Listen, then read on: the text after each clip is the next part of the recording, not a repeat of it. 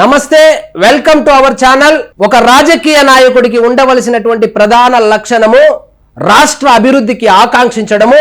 రాష్ట్రంలో అభివృద్ధి జరుగుతూ ఉంటే లేదా రాష్ట్రానికి రావలసినటువంటి నిధులు ఏవైనా కేంద్రం నుంచి వస్తుంటే దాన్ని చూసి అప్రిషియేట్ చేయడము, లేదా కేంద్రం నుంచి రాష్ట్రానికి రావాల్సినటువంటి నిధుల కోసము కేంద్రానికి వెళ్ళి వినతి పత్రం ఇవ్వడము, లేదా పార్లమెంటులో దాని గురించి ప్రస్తావించి పోరాడి మనకు రాష్ట్రానికి కావలసినటువంటి నిధులు తెచ్చుకోవడము ఒక రాజకీయ నాయకుడికి ఉండవలసినటువంటి ఒక ముఖ్యమైన లక్షణము. ఈ లక్షణాలు ఏమీ లేని రాజకీయ నాయకుడు ఎవరైనా ఉన్నారంటే అది మన జగన్మోహన్ రెడ్డి.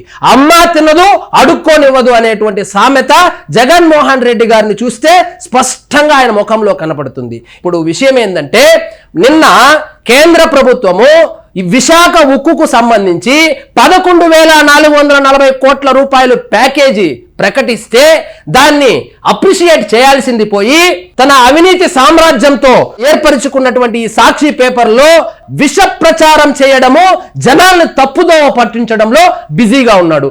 ఏం రాస్తాడండి?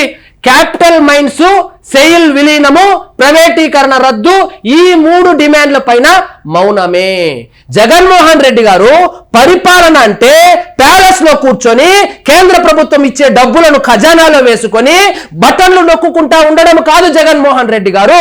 అన్ని అవుతాయి, ఒక్కొక్కటి అవుతాయి. ప్రస్తుతానికి ప్యాకేజ్ ఇచ్చారు, నెక్స్ట్ క్యాపిటివ్ మైన్స్ లోను సెయిల్ లో విలీనం కోసము, ప్రైవేటీకరణ రద్దు కోసం కూడా ప్రపోజల్స్ పెట్టారు.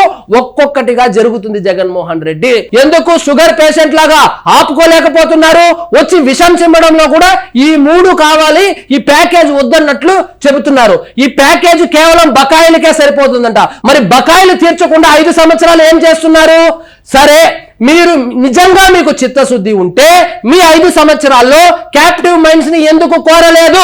లెటర్ రాసినారంటున్నారు. లెటర్ రాసి ఉంటే క్యాపిటల్ మైన్స్ ఎందుకు అలొకేట్ చేయలేదు జగన్మోహన్ రెడ్డి గారు? ఇంకోటి ఏమంటారు? సెయిల్ లో విలీనము అని అడుగుతున్నారు.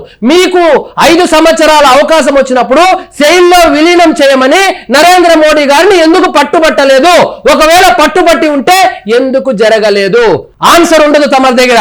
ప్రైవేటీకరణ రద్దుకు మీరు ఏం చేశారు? ఏమనంటే అసెంబ్లీలో బిల్ పాస్ చేశాం, అసెంబ్లీలో మేము గొడవ చేశాం, అసెంబ్లీలో మేము స్పందించామని చెప్తారు. విశాఖ ఉక్కు కోసం మీరు మాట్లాడవలసింది అసెంబ్లీలో కాదు జగన్మోహన్ రెడ్డి గారు. విశాఖ ఉక్కు ప్రైవేటీకరణ రద్దు కోసం మీరు మాట్లాడవలసింది పార్లమెంటులో. 33 మంది ఎంపీలు మీకు ఉన్నప్పుడు పార్లమెంటులో కనీసం ప్లకార్డు కూడా చూపించని నువ్వు ఈ రోజు నీ దిక్కుమాలిన పేపర్లో వచ్చి విషం చిమ్ముతున్నావు జగన్మోహన్ రెడ్డి గారు.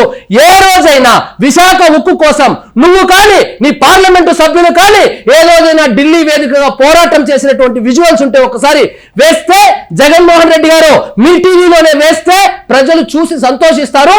తరువాత క్రెడిట్ కొట్టేసే అవకాశం మీరు తీసుకోవచ్చు జగన్మోహన్ రెడ్డి గారు. ఏ రోజు కూడా విశాఖ ఉక్కు కోసం పోరాడినటువంటి మీరు ఈ రోజు వచ్చి లెటర్లు రాశారు అంటారు. ఏం లెటర్లు రాశారు? ఎవరికి రాశారు? మరి ఆ లెటర్లు పబ్లిష్ చేయండి చూద్దాం. ఊర్లో వెళ్ళడము, నీ సొంత కేసుల గురించి మాట్లాడుకోవడము, నీ తమ్ముడు గురించి మాట్లాడుకోవడము, బయటకు రావడము.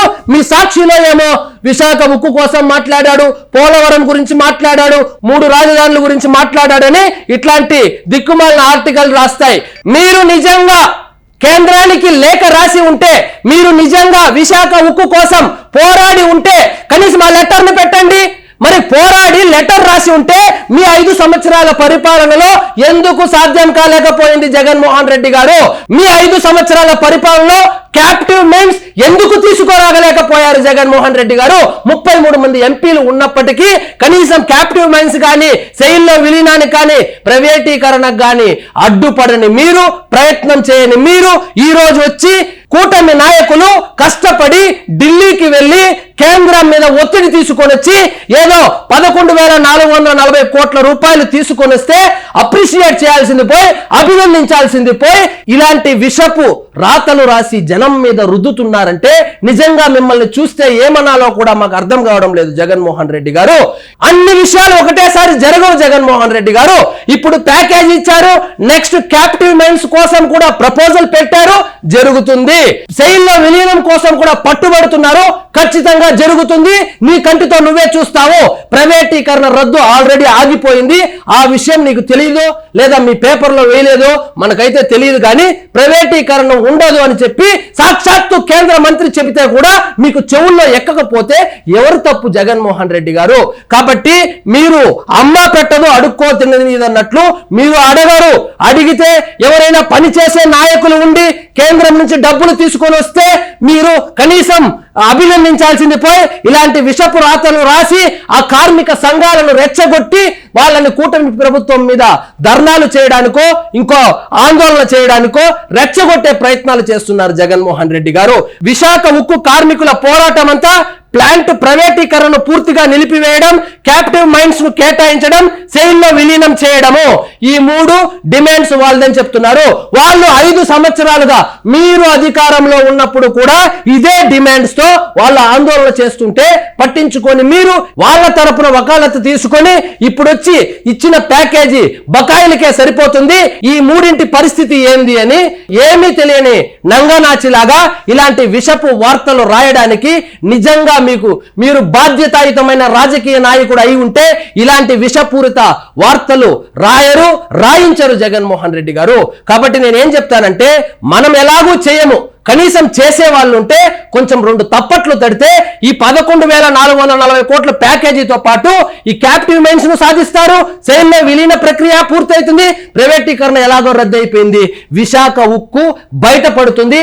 ఆంధ్రుల ఆత్మగౌరవం కాపాడబడుతుంది జగన్మోహన్ రెడ్డి గారు. కాబట్టి నేనేమంటానంటే, మంచి జరిగినప్పుడు 2 తప్పట్లన్న తట్టు, నీకు మనసు రాకపోతే గమ్మనన్నా ఉండు, కానీ ఇలాంటి విషపు రాతలు రాసి జనాలను తప్పుదోవ పట్టించద్దు జగన్మోహన్ రెడ్డి గారు. ఇదండి ఈ రోజు మన టాపిక్. మీకు ఈ వీడియో నచ్చినట్లయితే లైక్ చేయండి, షేర్ చేయండి, ఛానల్ మాత్రం సబ్స్క్రైబ్ చేసుకోవడం మర్చిపోవద్దు. జై హింద్.